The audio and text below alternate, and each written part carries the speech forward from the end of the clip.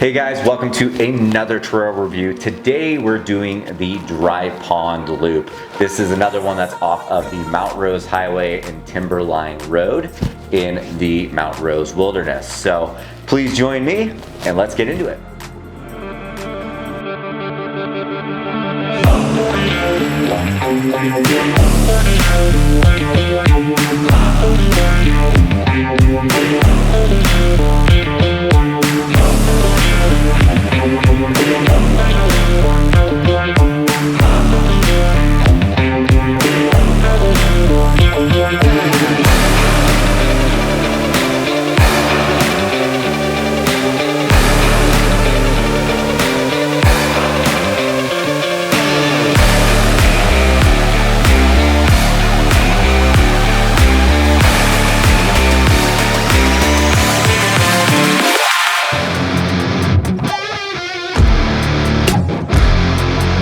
Well, good morning everybody. Welcome back again to the channel. Gosh, it is a beautiful day here. I'm actually up off of Timberline Road here.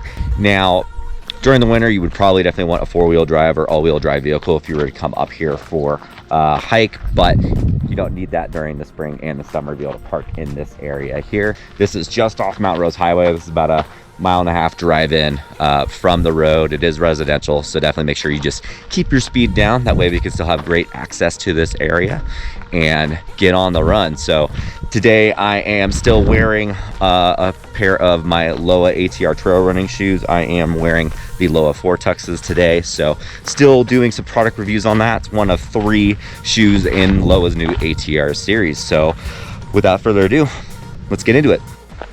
Now, if you've seen some of my other trail reviews, the lower Thomas Creek actually ends right here. So you can do laps on the lower Thomas and lower Whites Creek, and you just go right up the fire road here and continue, and you'll be on the upper Thomas Creek. So whether you park on Timberline Road or just off of the trail here, you're fine, easy access. Definitely don't need four-wheel drive during the summer to get in here. So you're gonna see plenty of trail signs, but make sure you're just staying to the left right by the creek and follow all the trail signs. So today we're doing the Thomas Creek to Whites Creek loop, which makes that counterclockwise. You can go either way you want, but that's what we're gonna be doing today. So let's get into it.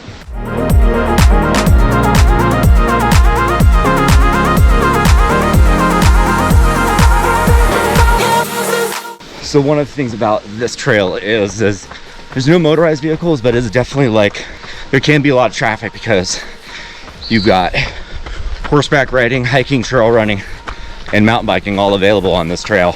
If you want to avoid that, weekday, midday is going to be your best option, or late mornings, kind of like what we're doing now. It's just a little after 10. So, but in the first quarter mile, I just ran into mountain bikers, so they're just finishing up their ride. So just be aware of that when you're running this trail. But everyone's super nice and cool. Definitely dogs allowed. Signs everywhere saying dogs must be on leash. But I see a lot off leash, so I don't know. I have my own opinions about that. If your dog's extremely well trained, maybe. But there's so many dogs that are just not. You know, I don't bring Watson up here a lot just because he's been attacked by a couple dogs, and so he's just very anxious on the trail with other dogs, even on leash. So I want to get him some specialized training for dogs that have gone through that. I'm definitely not an expert in that area. You know, I do what I can to maintain his happiness, but there's only so much a non-expert can do. There's one thing I said a lot, but they do a really good job of marking the trails with trail signs. So when in doubt, you'll keep your eye open for the trail signs, and they make them very apparent.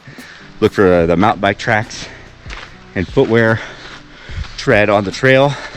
That's usually a pretty good sign too. That way you know. So you're gonna be right next to the fire road still, to your right for like a little more than maybe a quarter mile. Once you pass the parking area, which you can see right there, and it's just pretty chill running. But you're gonna come up to a creek crossing here soon, and it's very apparent.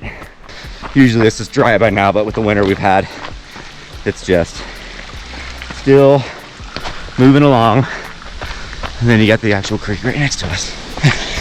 Morning. Morning. Then you got the official crossing right here. And now you got the creek on your right. And now is where the uphill kind of begins.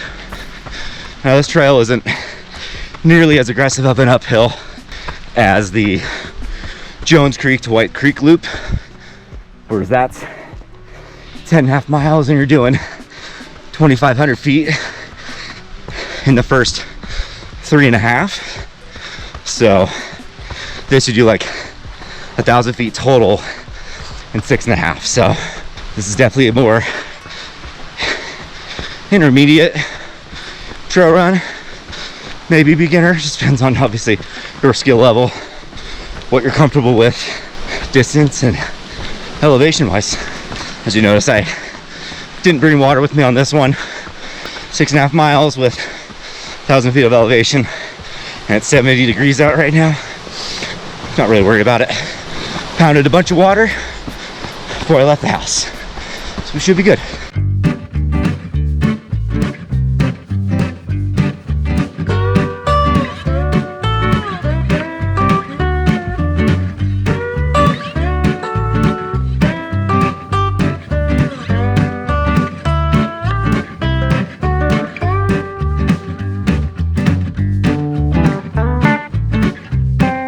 All right guys, so we are at the first major split of the trail. So we're going to White's Creek, Dry Pond Trail. So Dry Pond's at the very top of the run here and then drops you down into White's Creek. So this will be the first turn off the loop. It's actually from my car door, 1.6 miles. So now we're gonna journey on up the mountain. So one of the reasons why I like this trail, number one, is especially during the summer, it's only a 15-minute drive from my place and you're at about 5,800 feet. So you're looking at about anywhere from a 5 to 10 degree temperature difference. So it's cooler up here. Plus you're in the shade the majority of the time. So if you're looking to escape the heat, get a good run in without too much sun, this is a great quick little loop to do. Most of you could probably get this done in under an hour. So you're talking hour and a half from door to door at most. Today takes a little bit longer though because I'm doing some product testing as well as today's trail review.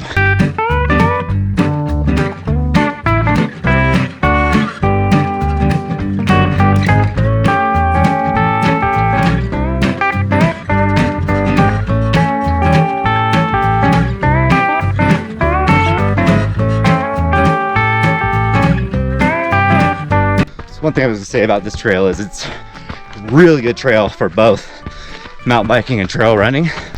Really well maintained, and we're already in August and it has not been chewed up as much. Maybe that's because a lot of it was covered in snow until June. But this uphill section on the north facing side, so nice to run. My choice would be to run this counterclockwise and bike it clockwise. All right guys, made it to the top here. We are now at Dry Pond. Whew. So that's protected wildland area. The trail just keeps going straight. It's a pretty good run. One of the cool things here is just so you can see the view. I'm not gonna walk that far out. You got Dry Pond, and then boom, got Mount Rose right there. Or Mount Rose Ski Resort. And then Mount Rose proper. You just make out that snowbank is right there behind those trees. All right, so based on my Strava, we've gone 2.87 miles. It's probably more like 2.6 just because I'm doing a lot of filming and I do a lot of small back and forth sections on the trail. It's probably a hair more, so I'll post an older one on this trail. That way you guys have an accurate beta before we do this trail. So don't forget to, if you want to have accurate mapping of all of my trails I do, definitely join my Strava, follow me there, and yeah, that we have a good update. So time to keep going.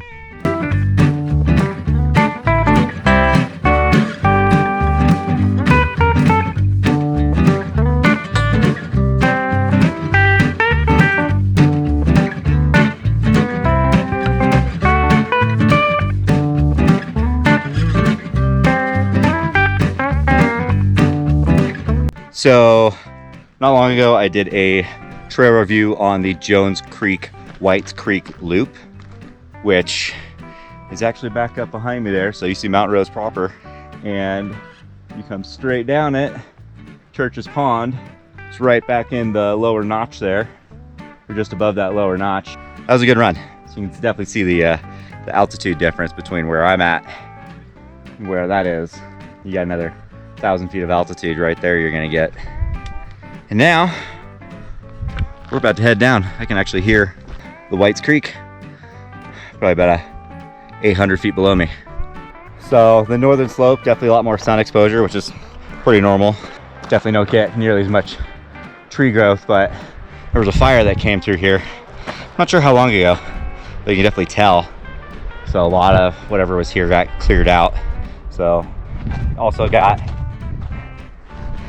this white thistle. I don't know if this is musk thistle or not. I remember clearing it out, but when we were clearing it out, it was before any of it had these big stalks or thistles on it. It was literally just the green base plant. I actually did a little video on that with KTMB in the springtime, clearing this stuff out because it's invasive. You can see why, because it was tiny little plants in May, and now these are, you know, as tall as I am in some areas. So they grow quick. Didn't know they turned white like this. Again, I don't know if it's musk thistle, but wouldn't surprise me if it was. But yeah, it turns white if it is. It's a cool looking flower though. But yeah, it's invasive to the full Tahoe and Great Basin area. So they do cleanups in the spring and the summer, and then they just basically pull them out of the ground and flip them upside down. They just die. But once they get to this point where they actually grow the thistle, they actually come in, cut the tops off of all these, and bag them out, so the spores don't drop and reseed the ground for next spring and summer.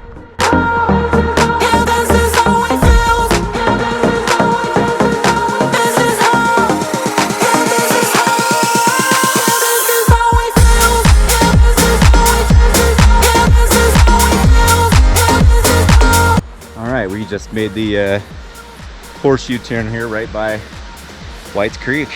So back in the tree coverage here, right now you could pretty much hear the creek going all the way from the top, which I think is about a 700-foot descent from Dry Pond to the Whites Creek area. So pretty quick. It's only like 3 switchbacks and you're down. They're long switchbacks, they're not super steep. And right now they're great condition, so it's a good trail to enjoy this one, guys. Now usually I always have like a buff gator with me of some kind, because I always like just dipping it in the stream. Always feels good, but didn't bring it today because it's in the 70s up here and you're in the shade most of the time, but still kind of wishing I had it. It's kind of a nice ritual. But yeah, we got some good creek flow here still. This goes almost year round, because when I was here last September and I ran it the first time, it was kind of flowing just like this. So this, even with the bad winter we had the year before, in September it was flowing pretty much like this. So this has got a really good water source coming from it, which is pretty impressive. Thought it might be higher just because of the winter we had, but yeah, let's keep going. Once you guys cross that bridge, you're gonna see the sign that we actually passed. We came down this from the Jones Creek Whites Creek loop on my last trail review, and just kept on moving. So if you want to do a really big long run, you can definitely connect the two and go up Jones Creek, down Whites Creek, cross over up to Dry Pond, and then down Thomas Creek, back. That'd be a good run. And you could come back up this. You definitely could figure eight it if you really, really wanted to as well, which I've been thinking about. That might be something I do here in the future. Let you know how that goes. But for now, time for downhill the rest of the way.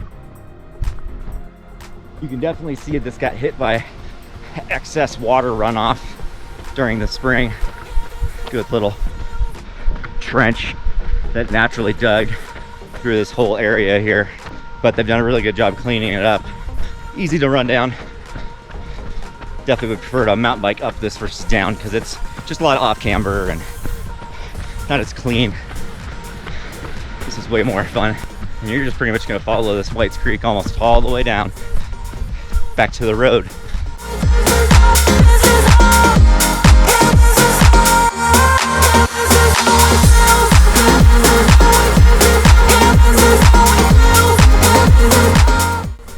All right, so last time we were here, we were actually going up Jones Whites Creek Loop. So we made a right here at the split.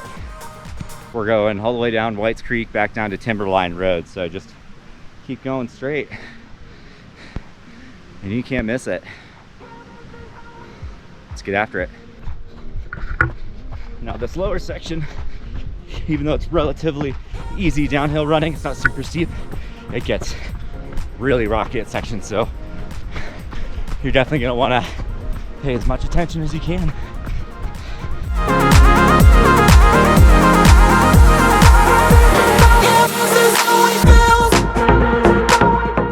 In this lower section, you can just expect to have just a handful of S's, and it's just cruisy single track, but yeah, still pretty rocky, so keep your eyes open, and you go in and out of the shade a lot, so definitely messes with your depth perception a little bit.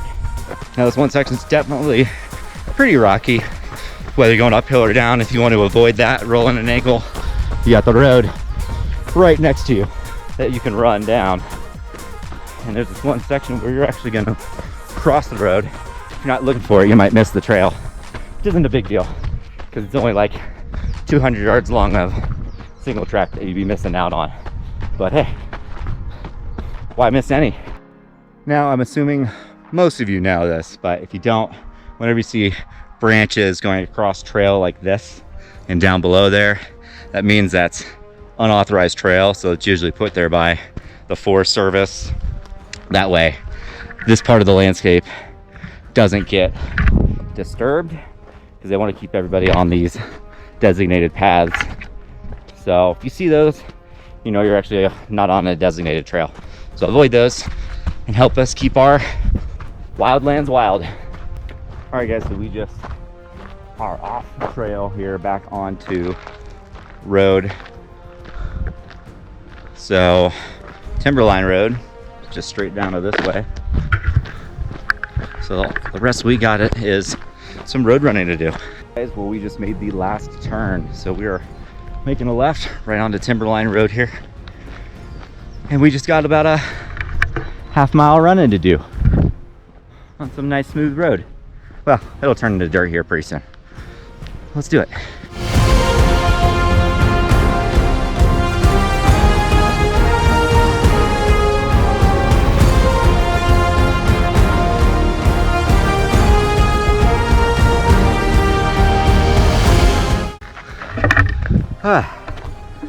Well, you guys, that's a wrap for the Dry Pond Loop.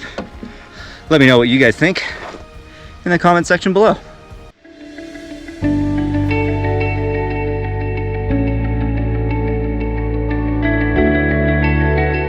Hey guys, thank you again for joining me on another trail review. I hope you enjoyed it as much as I did. Please don't forget to like and subscribe if you haven't already. That way you can join me on the trails, become my trail buddy, and we can get dirty together.